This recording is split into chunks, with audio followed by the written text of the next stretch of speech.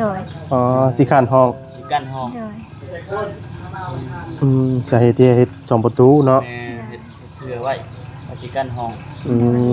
มไปถ้าว่าแสนเพิ่นว่าได้บัด แค่ ปะ จะ ลงเลยบ่ ว่าเอาผ้าเพชร เอาผ้าม่านเอา โดย อืมกันไว้ก่อนเนาะ โดย อืมเพิ่นเลยว่าแต่ว่าข้างนอกเพิ่นหาเงินหาค่ำกำเกี่ยวได้เนาะ แม่ จะคอยต่อเติมขึ้นอีกก็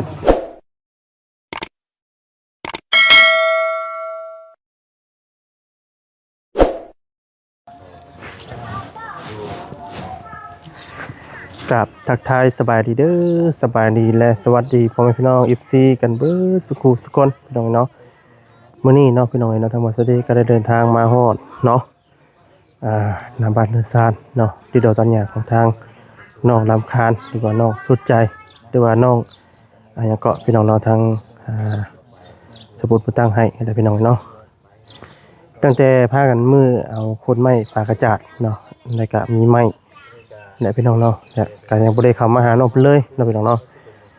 เมื่อวานนี้ก็ว่าสิขึ้นมาหาทางน้องมันอยู่แต่ว่าเฮาก็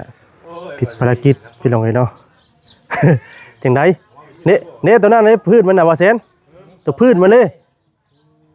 พืชนี่ก็มีอยู่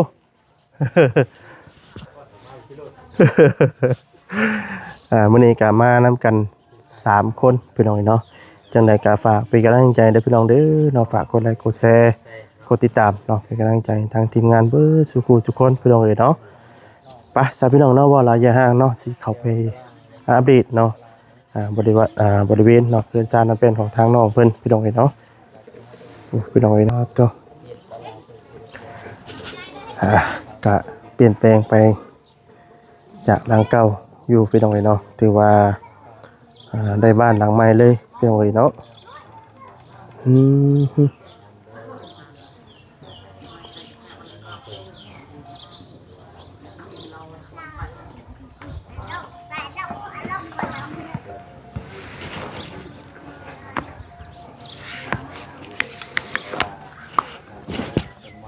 พี่น้องเอ้ยเนาะอันนี้ก็จะเป็นหน้าบ้านพี่น้องเอ้ยเนาะโดยเป็นร้านค้างพี่น้องเนาะบริเวณร้านค้างแล้วก็นี่ก็ถือว่าสำเร็จพี่น้องเอ้ยเนาะ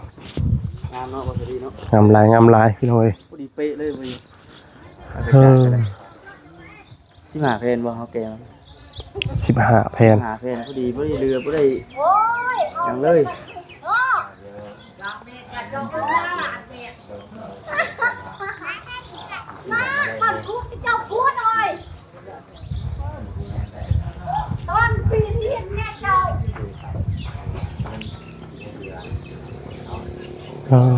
ตัวก็เป็นเติร์ดเนาะเก็บกวาดทำความสะอาดเป็นเติร์ดพี่น้องไอ้บาทเลยได้หักแล้วพี่น้องไอ้เนาะตัวนี้เสานี่เพิ่นตื้มใช่อีกแล้วเนาะแม่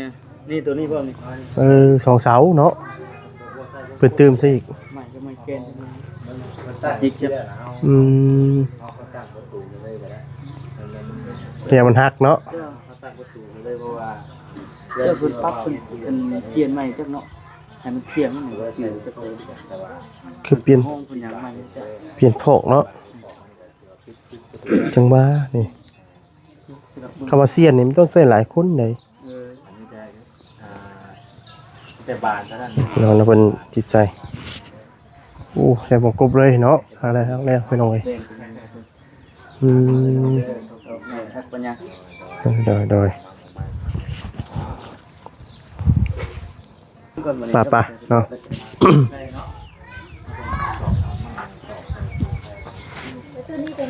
งามอยู่ได้พี่น้องเนาะเดี๋ยวถามทั้งนอกเพิ่นก่อนว่าทั้งสร้างเพิ่นเฮ็ดจักคนโอ้เอาขนาดฮักได้นานว่าสิเพิ่นแล้วสบายดีเด้อเนาะสบายดีขออนุญาตอยู่แต่ก็สูงเฉพาะข่อยจังบ่สูงนะเพิ่น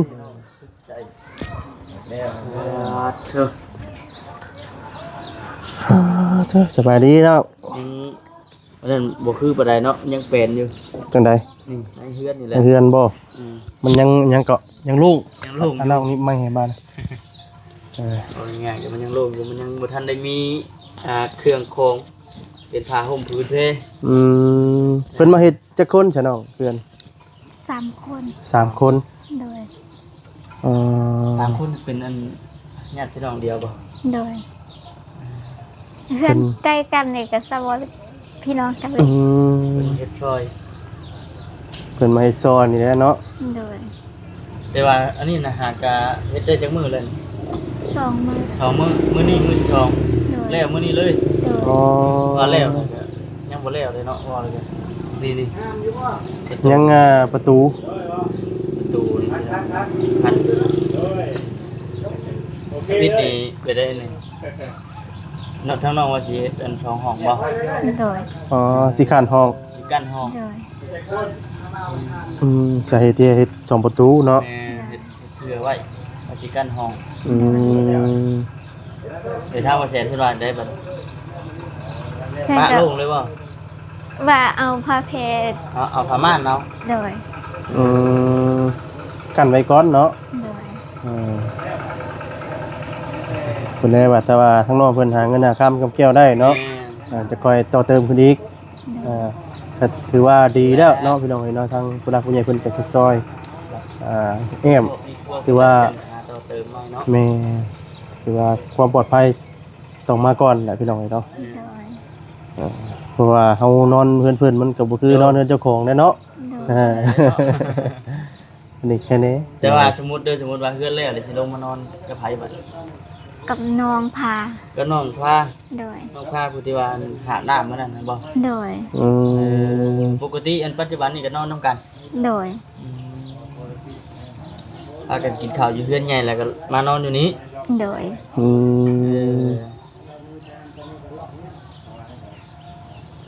บ่ได้ไปขุดกิโลบ่มื้อนี้ขุดอันกระปุกกระปูบ่มื้อนี้ บอได้ไปมัน อ๋อเพราะว่าต้องจับบายใส่เพิ่นเนาะ โดย ในเฮือนในศาล เฮ็ดหยังเอาช่วยเพิ่นอยู่เฮือนมื้อนี้ ใหม่นี่แหละ เก็บไม้บ่ โดย เออ เออ เก็บไม้เก็บตอกไปจังได๋เนาะ โดย พอได้ว่าอันนั่นก็พี่น้องเอ้ย คือเห็นอันนั้นบ่ ฮะ มงกบใหญ่เจ้าบ่คือ โดย ว่ามามื้อนั้นคือว่าบ่ได้ซื้อมานะเนาะ แม่นมีแต่ไม้48มื้อน่ะพี่น้องเอ้ย แปะซื้อ อันนี้มา48เอาตัวนี้เนาะ ไรก็เนาะจะซื้อ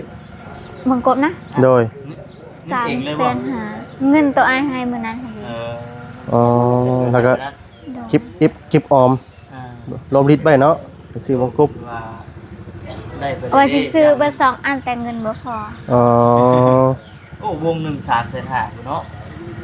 เป็นว่า 350,000 เป็นใบมันแห้งๆได้ป่ะ โดย ใบมันคือยินทั้งหมดแต่เป็นว่า7เซน 7 ใบมันน่ะ เซนเท่าไหร่เนาะ 7เซน 7เซนปลายขึ้นแหละ ขึ้นแล้ว แพงเด้ประตูวันนี้ถ้าว่าน่าจะต้องได้เฮ็ดประตูสังกะสีแยะสัวขาว โดย 3มันทางนอกเพิ่นหาเงินได้จังชื่ออีกเนาะ เออ หาเงินได้ฮา เป็นในได้น้องความรู้สึกหลังจากที่เฮือนซานั้นเป็นแล้วเป็นในได้ความรู้สึก ดีใจตื่นเต้นหรือสิได้เนาะสิได้นอนเหือนตัวเองนะ บ่ได้คิดจังดีบ่บ่ได้คิดจังดีว่าสิได้นอนเฮือนตัวเอง โดย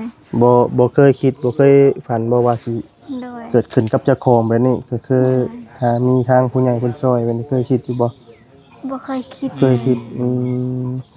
หลังจากที่ว่าทางผู้ใหญ่เพิ่นช่วยแล้วก็รู้สึกว่าดีใจแฮงเนาะ โดย ตื่นเต้นเฮ็ดหยังบ่ถึกเลย คือสิโล่งใจอยู่ดอกมื้อนี้เนาะจากที่เนาะเฮาไปหันไปนี่ก็มีแต่คิดคะนิ่งแต่น้ำเพื่อนน้ำชานี่แหละรักษามุ่น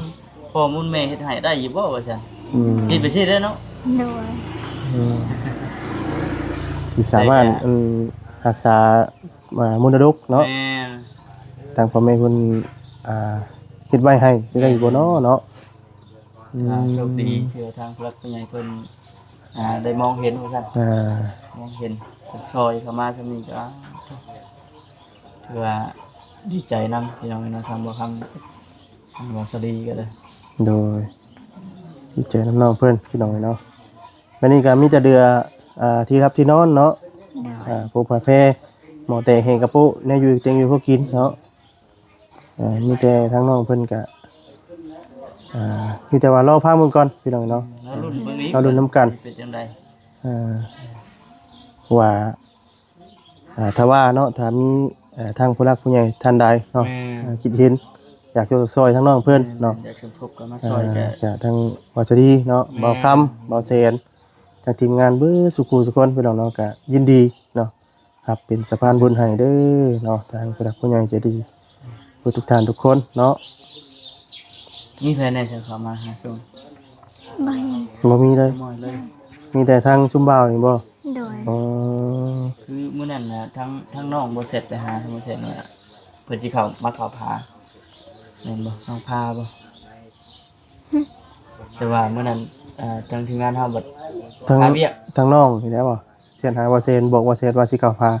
โดย เอ โดย อ มื้อนั้นพาเวียกเนาะ นี่ เลยบ่ได้ขึ้นมาบัด ก็เลยบ่ขึ้นถ้าจริงว่าสิขึ้นมาแต่ว่านี่แหละมาจากมาเบิ่งน้ำนี่แหละ แล้วก็มาจับมาบายมาซอยกันเนี่ยแต่ว่า บ่ทวงบ่ทัน อาวัดมันบ่ทวงบ่ทันมีเวียกไปทางอื่นทางไกลนี่ก็เลยมันค่ำมันมืด มีเวียกก็ไปทางอื่นก่อนก็ได้ โดยเพราะว่ามันยันว่ามามันดึกเนาะ แม่ พอจะพูดกับฮอดกับ6 โมงเลยมันดึกแน่ก็เลยเป็นมือใหม่ว่าซั่นพี่น้องเอ้ย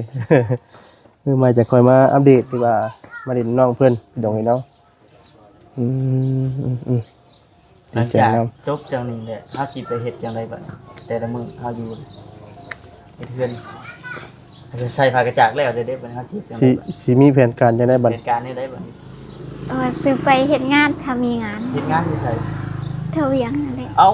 ไปไทยเวียงอีก ลงทางเลี้ยงอีกบัด โดย แถวบ้านเฮานี่บ่มีบ่แถวนี่ใกล้ๆ บ่ กัน มี ต้องไป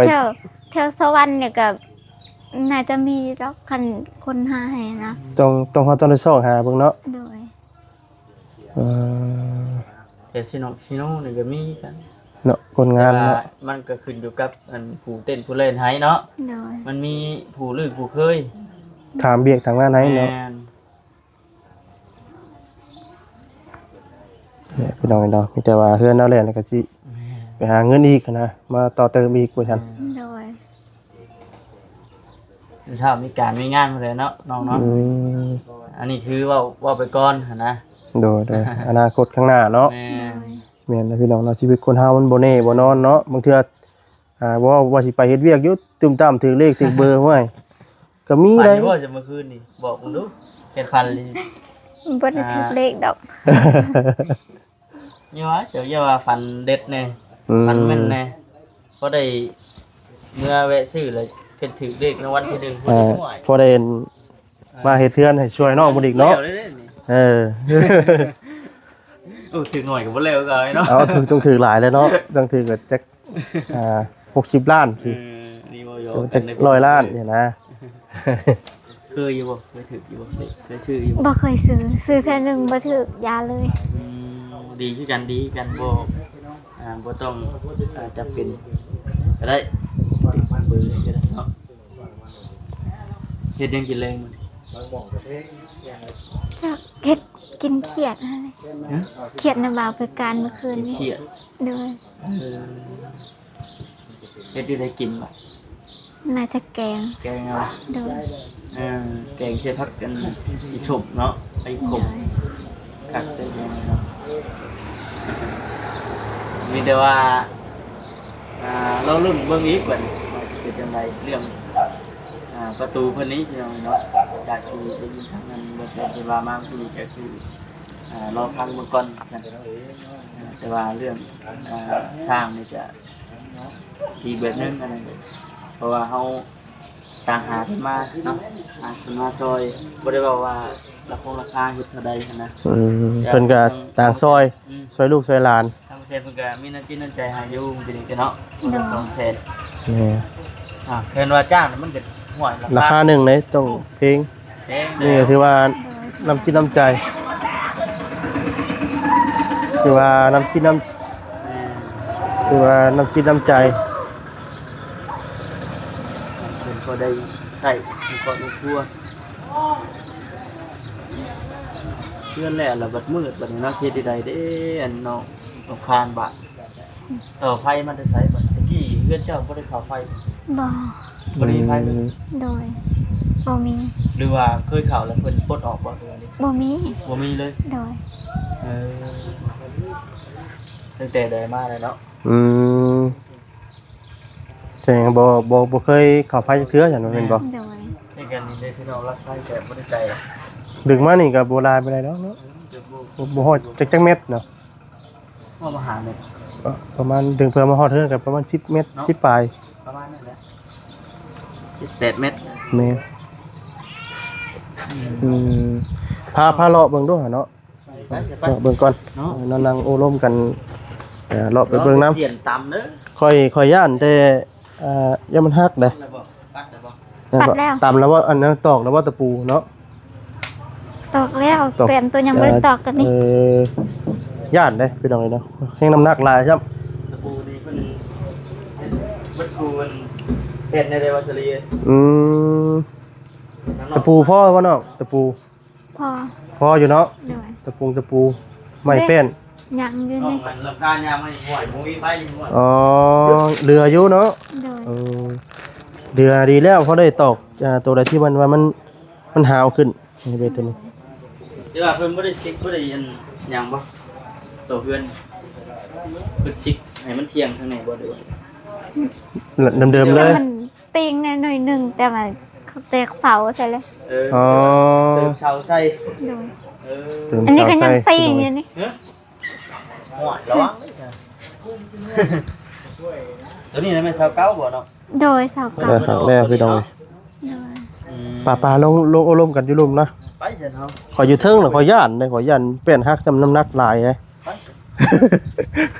บุบลงหลดห่วยป้าน้องลงก่อนก็ได้ยันว่าทิ่มกิดินบ่พิจูทิ่มกิดินแค่แล้วเนาะอุ้ยอยู่โอ้ยสิว่ามันหมุ แม่ ด มาแต่ไกลป้าเขียวนุ่ม เฮือนไปเลยคืองามแท้เนาะ ดีว่าซั่น เสียห่มอยู่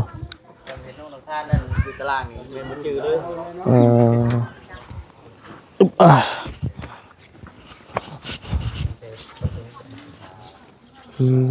ครั้งแรก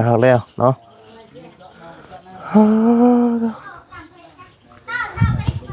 ถือว่าแล้วมื้อนี้เลยเนาะ โดย แล้วมื้อนี้แล้วก็เพิ่นก็หากระเมื่อมื้อนึงนี่บ่ โดย อืม เก็บ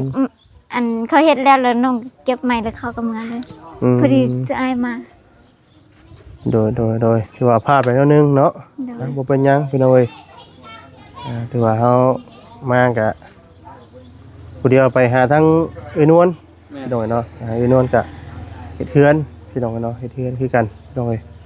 ไปอัปเดตด้วยว่าสร้าง สำเร็จแล้วล่ะ แม่นมาได้ครึ่งทางได้ 80% แล้วเท่านั้นก็ได้ถือว่าน้องเพิ่นแล้วก่อนนะ เออ อันนี้ยังเหลืออีกเท่าไหร่ก็ 10% เห็น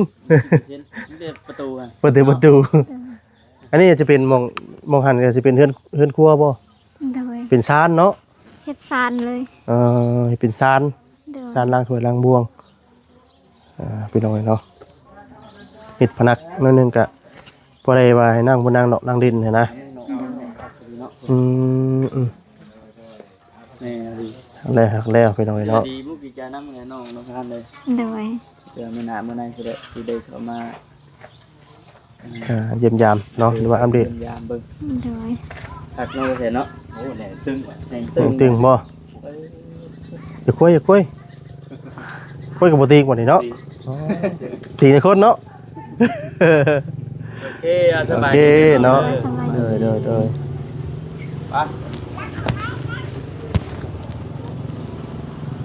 ว่าปัดกวดเฮือนซานแล้วบัดคำเลยบัดนี้เนาะมีแต่เฮาสิกลับแล้วบัดนี้เนาะคำเลยเอาที่ถ้าว่ากลับก็เด้อน้องเด้อบัดนี้เด้อเนาะสบายดีเนาะสบายดี ทำไม ไม่ เลย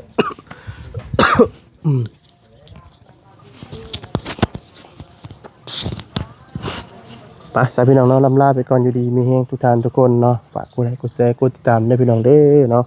ลำลาพระจ่าไปก่อนแล้วอยู่ดีมีแฮงทุกท่านทุกคนเนาะสบายดีพี่น้องเลย